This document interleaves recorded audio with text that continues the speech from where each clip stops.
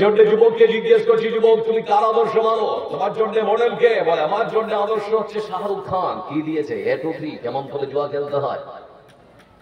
বলে আমার জন্য আদর্শ হচ্ছে সৌরভ গাঙ্গুলি। কি দিয়েছে তোমাকে? ড্রিম11 কেমন করে জুয়া খেলতে হয়। বলে আমার জন্য আদর্শ হচ্ছে প্রসেনজিৎ চক্রবর্তী। কি দিয়েছে? রানী সার্কেল কেমন করে মোবাইলের মধ্যে বসে বসে জুয়া খেলে সম্পদ নষ্ট করতে হয়। মনে রাখবেন একটা কথা, আমাদের জন্য যিনি আদর্শবান বা মডেল তিনি হচ্ছেন পৃথিবীর সর্বসেরা মহামানব বিশ্বনবী মুহাম্মদ মুস্তাফা সাল্লাল্লাহু আলাইহি ওয়াসাল্লাম। করে দেখুন সেখানকার দৃঢ় সত্যতা আমি আপনাদের সামনে তুলে ধরছি। সকালবেলা ফজরের নামাজ শেষ করে একজন সদ্য বিবাহিতা নারী যার নাম সাবা কারিম, আমার বোন সকালবেলা রাস্তার ধারে বড় বড় পাথরগুলো একটা হাত ব্যাগ দিয়ে সেখানে কুড়িয়ে কুড়িয়ে রাখছে। একজন সাংবাদিক এসে তাকে জিজ্ঞেস করছে, বোন কি ব্যাপার, পাথর কুড়োচ্ছেন কেন?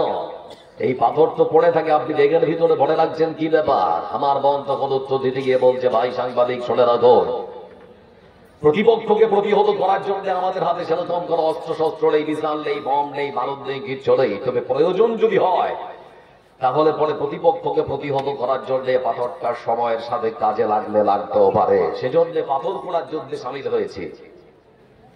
আমার বন্ধুরা, সাংবাদিক তার হাতে দেখছে দগ্ধকে একবারে মেহেদি। মেহেদি দেখার পর জিজ্ঞেস করছে, বোন তোমার কি বিয়ে হয়েছিল?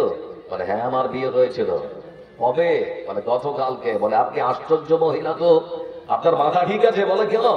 বলে আপনার উচিত ছিল স্বামীর সঙ্গে বাসর রাত্রে সুমধুর সময়গুলো কাটানো, কিন্তু সেটা না করে আপনি পাথর পোড়ার যুদ্ধে সামিল হয়েছেন।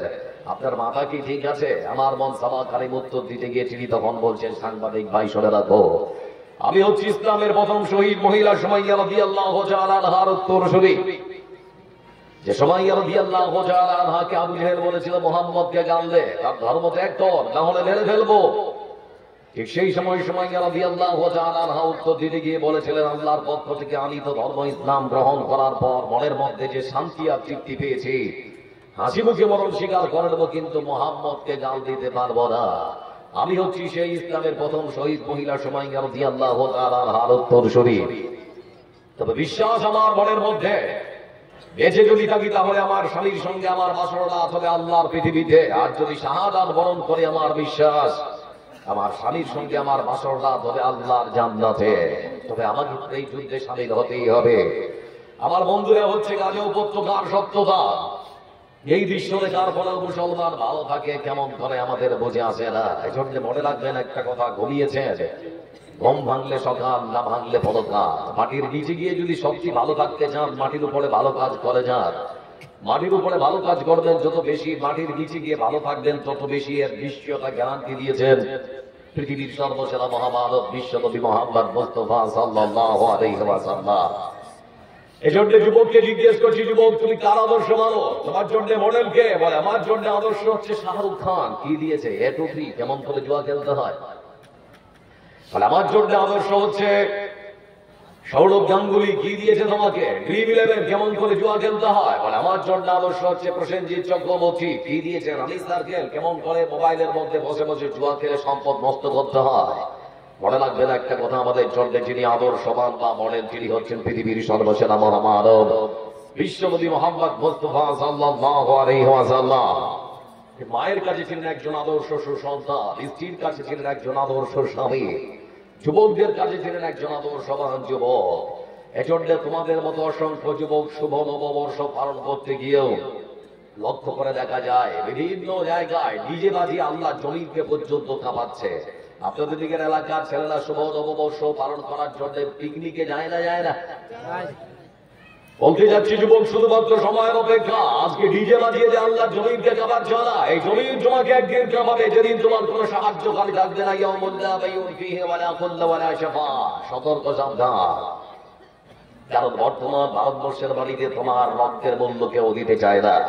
সামনে IPL খেলা হচ্ছে, প্লেয়ারদের নিলাম হলো। আমরা লক্ষ্য করলাম অস্ট্রেলিয়ার বাড়িতে বাঁ হাতি একজন ফাস্টার, যার নাম সম্ভবত মিচেল স্টার্ক। আপনারা জানেন 24 কোটি টাকা দিয়ে তাকে নিলামে ডাকা হয়েছে। তার মূল্য হচ্ছে 24 কোটি টাকা। প্রত্যেকটা ওভার করতে গিয়ে খরচ করা হয়েছে তার পেছনে 60 লক্ষ টাকা। তার মানে বল পিছু 10 লক্ষ টাকা। আপনি ভাবতে পারেন একজন বিদেশিকে আমাদের ভারতবর্ষের সরকার মূল্য দেয়। কিন্তু আমার মুসলিম ছোট্ট 11 বছরের বাচ্চাটার মূল্য মাত্র 1500 টাকা। বুঝতে পারলেন না? ভালু কারণের কোড়েলি গ্রামে সম্ভবত যার বাড়ি ছোট্ট বাচ্চা, যার নাম হচ্ছে মালদা জেলার ভালু কারণের কথা বলছি, কাঞ্চনজঙ্ঘা এক্সপ্রেস থামাতে গিয়ে নিজের ইচ্ছা শক্তিকে কাজে লাগিয়েছেন, উপস্থিত বুদ্ধিকে কাজে লাগিয়েছেন। ছোট্ট একটা বাচ্চা রেল লাইন ধরে হাঁটছে, দেখতে পাচ্ছে বিশাল বড় একটা ফাটল, ওদিক থেকে চলে আসছে একেবারে দ্রুত গতিতে কাঞ্চনজঙ্ঘা এক্সপ্রেস।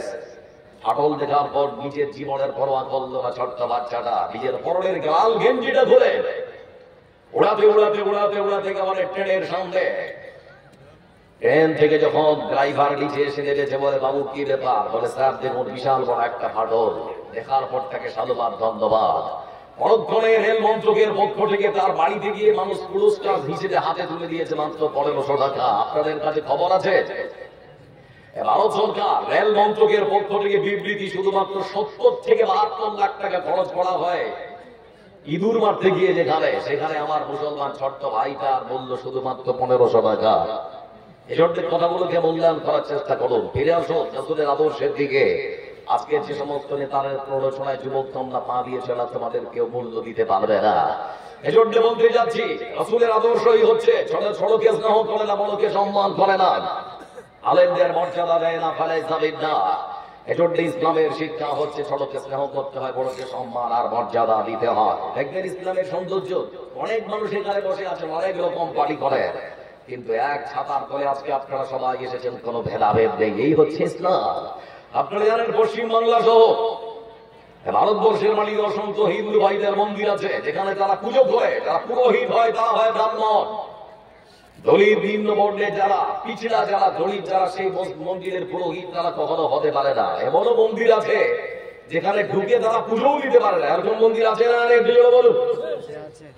কিন্তু আমি আপনাদেরকে বলতে যাচ্ছি, আপনার এই গ্রামের সব থেকে বড় জামে মসজিদ, যেটা আপনার গ্রামের খেটে খাওয়া রিক্সাওয়ালা, ঠেলাওয়ালা, ভ্যান চালকের ছেলে নাও, ভালো আলেম হয়ে যদি আপনার গ্রামে আসতে পারে, আপনারা একবার আমাকে উচ্চ স্বরে বলুন, সে মসজিদে ঢুকে নামাজ পড়া তো দূরের কথা, সে মসজিদের ইমামও হতে পারে। পারে না? পারে না? এই হচ্ছে ইসলামের উদারতা। এজন্য আপনার গ্রামের কোটিপতি মানুষটা যখন নামাজের কাতারে দাঁড়ায়, মসজিদের মধ্যে তার বাড়ির চাকরটা যদি তার পাশে দাঁড়ায়, তখন কি মালিক বলবে কোটিপতি মানুষটা, হ্যাঁ রে আমি কোটিপতি, তুই বেটা ভিখারি, আমার সামনে দাঁড়ালি, আমার সম্মান যা ছিল সব শেষ?